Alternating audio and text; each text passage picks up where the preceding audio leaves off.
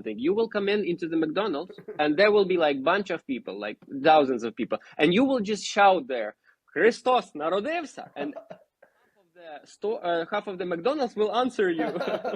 Славімо його. Glory to him. Even with total strangers. Yeah. So because everybody's like total stranger. I never saw those people. They never saw me, but everybody will, they interact in this tradition. Cool. Yeah. Because people like it, because it's what making you as a nation, this is small islands of joy, in these times. Before we continue, we invite you to follow our channel, the only American show reporting live from Ukraine every day. Merry Christmas and good evening from Lviv, Ukraine. In a moment, we'll get back to the program that we prepared for you yesterday, looking at Christmas traditions here. But first, I have to say what happened this morning. Today, as the bells were ringing out for Christmas Day, about 7 o'clock this morning, Russia had launched a major nationwide missile and drone attack upon Ukraine, including hitting the cities of Zaporizhia and Dnipro, and in particular that city of Kharkiv, just 30 miles from Russia, where more than 11 Russian missiles were sent, and a number of drones, even throughout the entire day. I was just talking with some people there, and there was a story of these young Greek Catholic women in their 20s who, despite the missiles and drones flying over their heads, still went outside and walked to Mass this morning.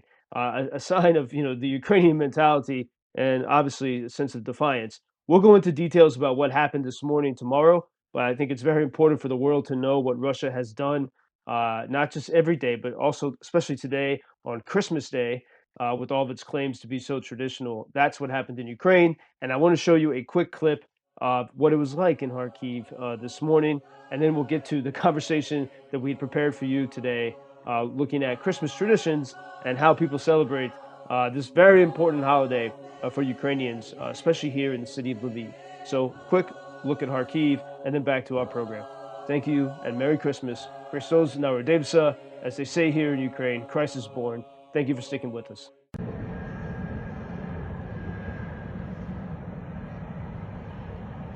Не бойся, сейчас еще будет.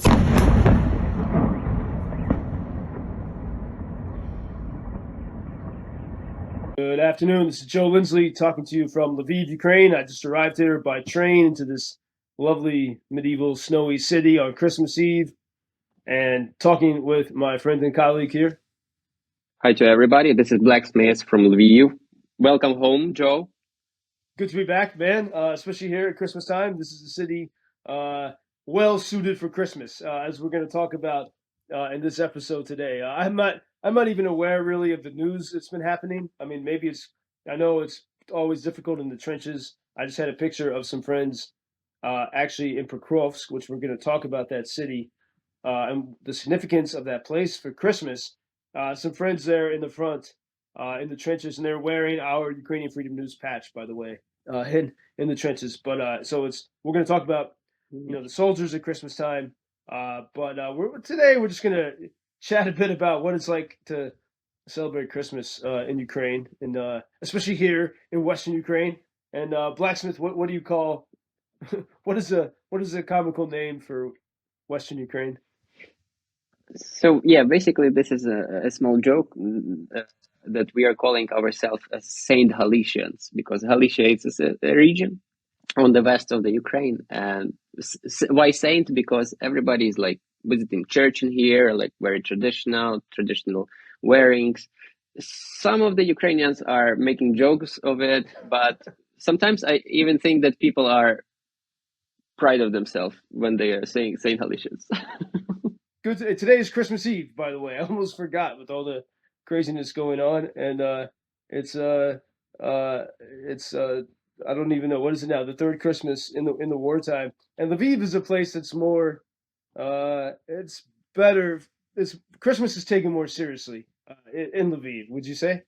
Oh, 100%. We are making a joke, Saint Halicians, because all of the people visiting church, having this traditional costumes, every big celebration and everything. So we like those periods of time because this is small islands of joy, in these times. I like how people follow these rituals and traditions. Like, so today, Christmas Eve, what happens? Like when the first star is seen in the sky, you start with your dinner. You're supposed to you can't eat meat today, you can't drink technically. And there's a very Yeah, serious yeah, like yeah. order of foods that you eat, right? Yeah, so the main part of the tradition is not to eat meat because everybody was, how do you call it in English, fasting. Fasting, yeah, yeah. Hmm. Yeah, so because the like very religious people, they are fasting and they haven't been eating for meat for like 2 months approximately. I don't remember the exact dates because I'm not doing this. People don't drink. When we say don't drink, we mean alcohol, and so they are trying to behave themselves like in a better way, you know, with their body and the people that surround them. And so today will be the fasting dinner, supper, sorry, fasting supper, when you won't have the, like your beloved courses. They are basically becoming beloved because you eat this food usually once in a year on a Christmas. You know, like kutya, this is like special traditional uh, meal. I'm sorry, I'm very bad at products in I English, know so I won't kucha tell you is what it's it's a like made porridge of. with poppy seed and a little bit Yes, sweet. yes, Yeah. yeah, Um, true, true. yeah, it's A little sweet, lovely. somebody with honey, sometimes with the nuts, and so on and so on. So you know, from family to family, it's different. But the main thing, then the first star will be seen in the sky, in the night sky. Then the family gathering together and having this fasting supper, because the Christ is borning, and we are having the main thing to have at least 12 different dishes on the table, and that's it. Eating, having fun, a bit of argues because we all know the family gathering, and sometimes a bit of songs. Yeah, well, you know, it's one thing I really appreciate about the Ukrainian tradition as I've seen it these past years is because people know the songs and you sing the songs. So if you start to have the arguments, you can kill it with some songs. Everyone just takes a shot and sings together, and you repeat Yes, the words over and over, and then you kind of reset. It makes it. Uh, 100% true. So if there is a two relatives who had an argue, the song will make them sing it together, and the joy will be, you know, spread well, between all of them. So that's classic. We have. I can tell you a story in Lviv. So yesterday I saw. This is not like a nice story, but I think this is the thing I should mention about. So on the main square of the city, they put the big table with the dishes, like in a traditional classical way you would see it in every like family in here, and a lot of chairs and everything. But the only but and there was no one at the table. Only the jackets of the soldiers, and this is like an to show the people that we have a lot of people in captivity, and not to forget about those who are there during those celebrations. You are having fun, you're having your family, but remember that there are mothers who are waiting for their children, and not and etc. I won't like tell the rest, like, because we don't know who is in captivity and who is where. But there are a lot of people who is fighting right now, who is in a captivity, and they would be very glad to have an opportunity like that, you know, just to spend your time with your family on the family supper, Christmas supper. So we always need to remember about it. yeah, I mean, I know. I mean, That's just well, I mean, I mean, the guys in the trenches, you know, they Ukrainians still. I mean, and I've seen it there, like near the front line. You know, still try to have some semblance of the holiday with the traditional food. I know girls in Lviv that will make the special donuts, the whatever mm-hmm. that's called, the pampusha. Donuts with a jam, Yeah, yeah, and they'll make it and make sure it's pampuche. delivered, you know, freshly to the guys at the front, and doing everything they can to keep you know, give them some sense of Christmas, the traditions, uh, and by the way, the from the Holy Supper, which is what you have tonight. I like that borscht with the little dumplings with the mushrooms inside. Mm-hmm. Mm-hmm. That's nice. And then but I don't think you eat it tonight. Then the thing I really like, which we were talking about, the Holodets. Holodets. Holodets. Holodets means Yeah. good job. Yeah, it's like Holodets. Molodets, it's a good job, and Holodets, it's a dish. Yeah, basically, it's very very strange, but you never judge on the cover. You know, just try it and then judge, because this is a Jello but with a meat. Looks not in the best way, but tastes perfectly. Yeah, because underneath the Jello, there's all kinds of stuff. It's different pieces of different animals, and it looks pretty weird. But it is in the new like RFK health regime in America. This would be completely approved because it's very good for your liver and your joints, I think, and all this. You know, it's like a superfood. Yeah, because it's basically it's natural products. You don't make this Jello with the special ingredients. It's like a natural process of getting this out of the products. Oh, and then you always have the. So you. Yeah. Well, I was gonna say the the horseradish with the. It's like the red stuff. It kind of helps you digest when you overeat and don't overdrink. But it's beetroot and horseradish. Beetroot, you call it in English? Yeah, beetroot and horseradish. Yes, right? and it's very spicy. So we can call it a Ukrainian wasabi. Yeah, actually, that's what it is. Ukrainian wasabi. Which, by the way, some people call these the next month Ukrainian Ramadan. Right? Yeah, of course, but because it doesn't make sense. because everybody is like it's a long celebrating. time, but it's the opposite of a fast, Mm-hmm. and it's just part of the Ukrainian humor. But yeah, it's just a great. I don't know, and I do see. I think people, these traditions are coming back in the East. Like when I go to Kharkiv, a lot of that was lost in Soviet times, and that's it's coming. And when I tell that story to Americans, some people in Eastern Ukraine, they take offense to it and they say, "Oh, no, we haven't, lost it." But when you compare Lviv to even to Kiev, it's completely different. I mean, this really is the rituals were preserved here so well, and that's. I was thinking today, man, of like, I don't know, when you're on the train, you got time to think, like see your life, Mm-hmm. flash before your eyes, and so I was, now with the radio show canceled, I had some time just to think about the past year, and I'm on the train. I'm like, what am I doing? I'm on a train in a wartime. I can still hear the echoes from those missiles from Friday in Kiev, and I was thinking, I don't know if this is fair, but that most journalists, they try to find like the new angle, something that's different. So you can have a room full of 100 people who are like, all agree on something, like they share something in common, but then there's going to be a couple people that have some different thought, which is good. And but I think most journalists will try to find that unique thought. That's why they might find that one person that is like, really pessimistic about things, and if everyone else is more optimistic or seeming to be more optimistic. And I'm not knocking that. I'm just saying that I think that is what a lot of journalists try to do. And what I realized today, this is why maybe I'm like quixotic on this.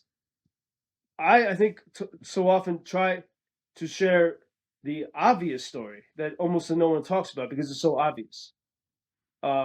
Whereas I'm not looking for like the one thing that's a little bit different.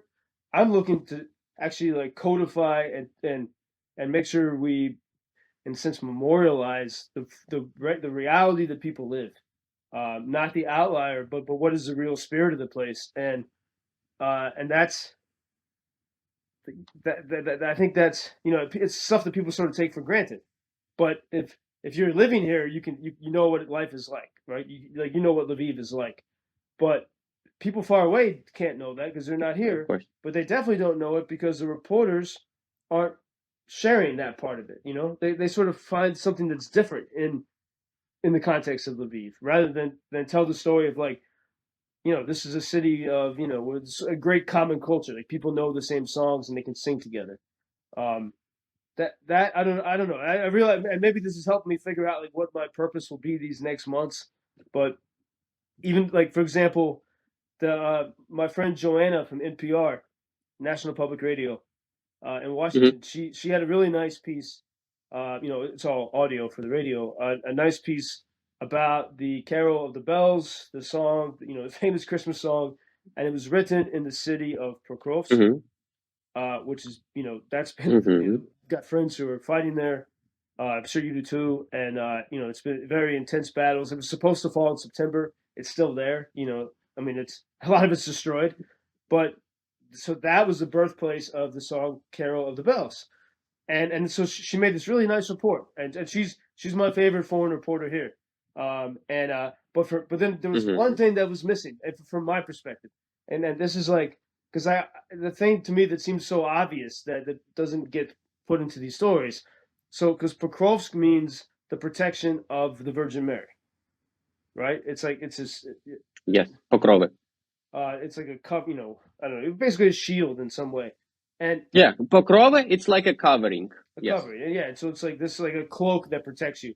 And during the Soviet times, there was some other name for that city. But after Ukraine got its independence, you go back to the ancient name. You get rid of the Russian Moscow name, and so you restored that name. Yep.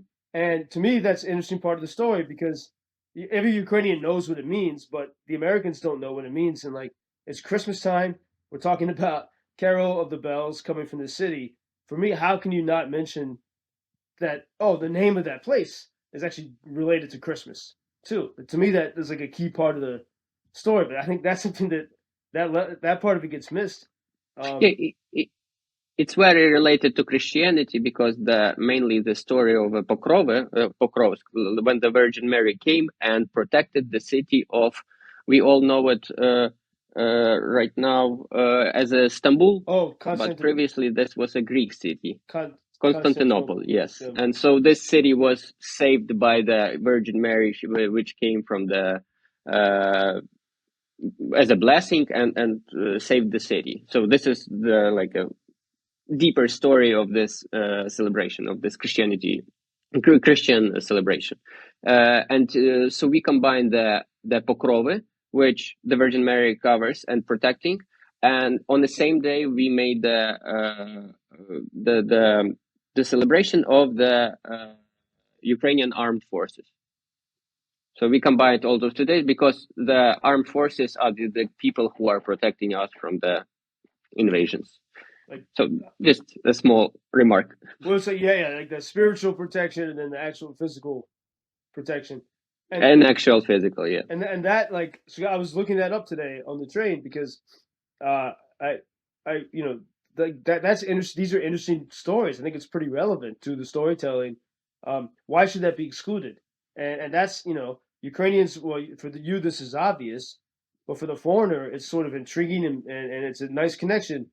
And it shows you a lot about the culture and what you're facing because Russians try to claim that they're the traditional Orthodox, and when I was so this led me on this down the rabbit hole, but the amount of people that go to church in Russia is super tiny. It's like not it's I forget, it was like 7% or something, and in Ukraine is much higher, and then especially in Holy Galicia where your people is much higher.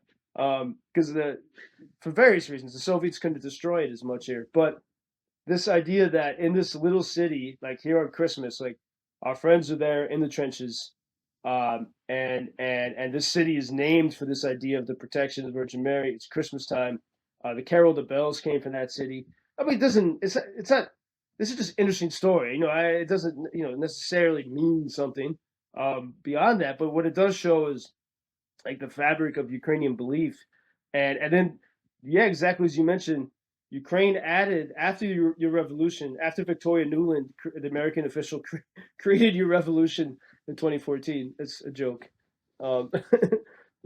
After the revolution, Ukraine added a holiday to your calendar, and the holiday was this is pretty rare in modern times to add a religious holiday that's also secular, and it was October. And now it's October 14th. 14th, 16th. Because you changed the calendar. But 14th, the protection of the Virgin Mary and the day of the defenders and defenderesses of Ukraine. And we have feminitives. You don't have it. Sorry, guys. It's Yeah, and that's another aspect of the poetry, the language. But you created this holiday, and so for me, like that should all be in the story. Like this is modern Ukraine. That Russia says that that revolution was illegitimate. They hate it. It's only since that revolution that you've renamed your historic places with like more in touch with these ancient, names and ideas and ideas that come from your faith. You created a new holiday based on your faith and tied it into the defense of the nation. That story is pretty important to tell, especially when people are trying to delegitimize, the Ukraine project. And anyway, so I don't know. That's a long way of saying my little train thoughts, man. But I realize that my job is to say the obvious, like the stuff that, the air that you breathe in Lviv. What does it feel like? I really think that's my job, is to say the obvious, to help people feel like they're here, not to, other people can find the outliers. Anyway, that. Maybe this will be the formulation of my mission for next year. But I think that you are doing a very good job, and I hope your mission will be continued with at least this part and even more. thanks, man. And by the way, we'll have a video on this topic of the Prokrovsk and the Carol of the Bells, and to share with you all. So, Oh, really? made by Blacksmith at some point.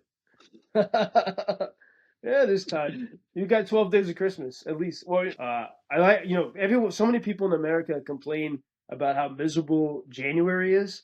It's weather unless you live in Florida or California, like, and you got all of it, and you lose the festivity. Like pretty much, like the day after Christmas, everything goes back to normal.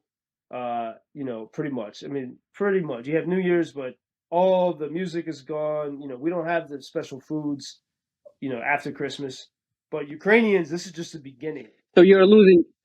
So you're losing this too fast. Like in a day or two or three, Yeah. practically everything's finished, and we are not. We are making this as long as it can possible, with a song, with walking to other people, because we have also this tradition, to go and sing the Christmas carols. Mainly the kids are doing this. They're going to the neighbors, other buildings, singing the Christmas carols and asking for sweets or money or whatever, and like people are sharing this joy of celebration between houses. Yeah, and it goes on, and even and it's almost like you're trying to get as close to the light, like the turning point in late January. We have this in the Irish tradition. I forget the name for it, but like Groundhog's Day, the holiday when all of a sudden you got through the deepest dark of winter. And I think Ukrainians, you guys do a good job at like having some. Changing, like when the day becoming longer. Yeah. You mean when the day becoming longer than the night, or what? Yeah. That's it. The turning point, and it's you use your music and rituals to get you through the darkest point. But we do this weird thing where we build up to it, and then we just turn it off, and we have to like do it on our own, and that's why people are so depressed, I think, in January. And so I'm an advocate of Ukrainian, the way the way Ukrainians celebrate holidays. So anyway, thanks. We respect this. especially we would like to everybody to share this traditions to all over the world, because it's honestly very nice. Yeah, man. Especially in holy Galicia, as you call it, Saint Galicia, which Galicia, this western region of Ukraine. So cool. Wow, Blacksmith. I just want to mention that this is a joke. Thank you. Yeah. Thank you very much, and I wanna like to find forces during those a couple of the holiday days, to fight more on your informational front line, and just say, as we say it in Ukrainian, the Christ is borning. Oh yeah, you gotta. What is because starting tomorrow, you don't say hello, you don't say good afternoon, you say What do you say? So basically, we are saying that just this is like a spreading of the information, because back then there was no news or papers or anything, and people were saying that the Christ is borning and Christ is borning. Then from tomorrow we will say that the Christ is born. And you need to answer, Joe? Well, we got first. How do you say that in Ukrainian? The Christ is born. Are you testing me? Христос народжується або рождається. And then I say Славімо його. That's I'm testing you. Славімо його. Славімо його, yeah. But wait, I forget. What's the first And one? in English, Славімо його will be? Glory to him. It's glory to, yeah, I would translate it glory to the Christ, or glory to him, or yeah, it's the glory would be probably the most suitable thing. But wait, how do you say the first one? How you say Христос рождається? No. Рождається або or народжується. Рождається. It's easier to say. Depends from the phrase, but basically this means the same, that he is borning. Because the one of it is like he's borning right now, but when the star will shine, he will be born. So Христос народився. Is that right? Yeah, that's from tomorrow. Okay, tomorrow. That's it. I'm focused because then that's what you use for the whole month. And but like you, for example, you walk into a shop, instead of saying Dobry večer, good evening, or Dobry rana, good morning.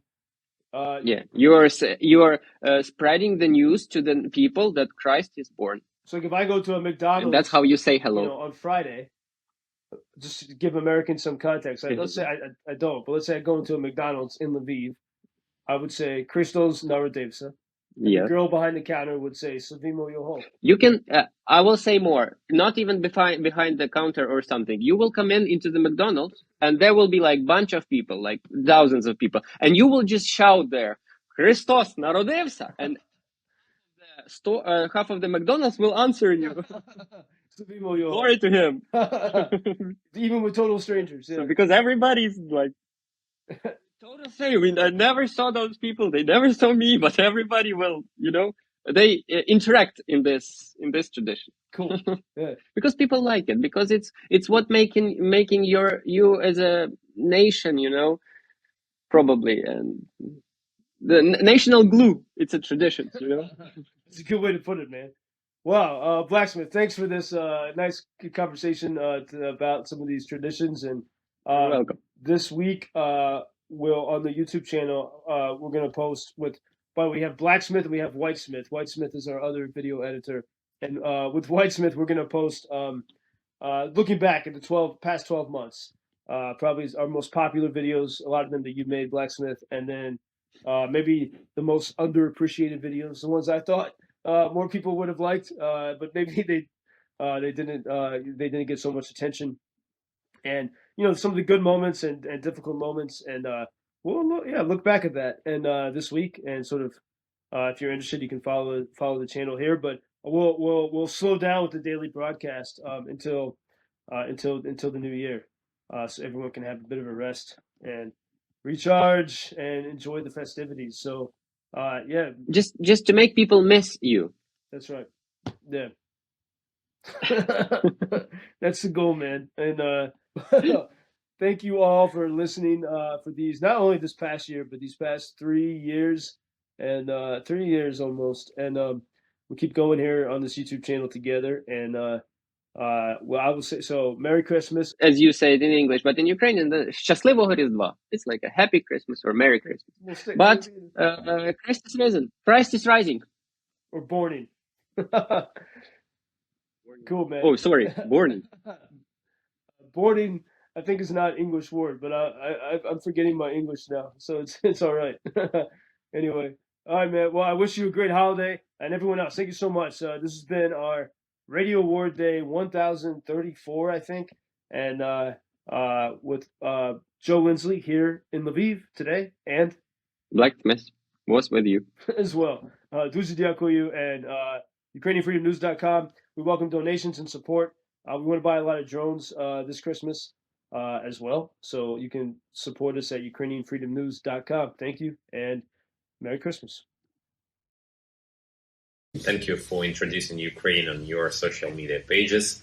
That's very important, that much more people can get more information about the situation here and how everybody can help Ukraine to stay stronger and to save all the world. Що він сказав? Well, which side are you on? На чиїй ти стороні? Come on now. Oh, which side are you on? на чій ти стороні. Їбать,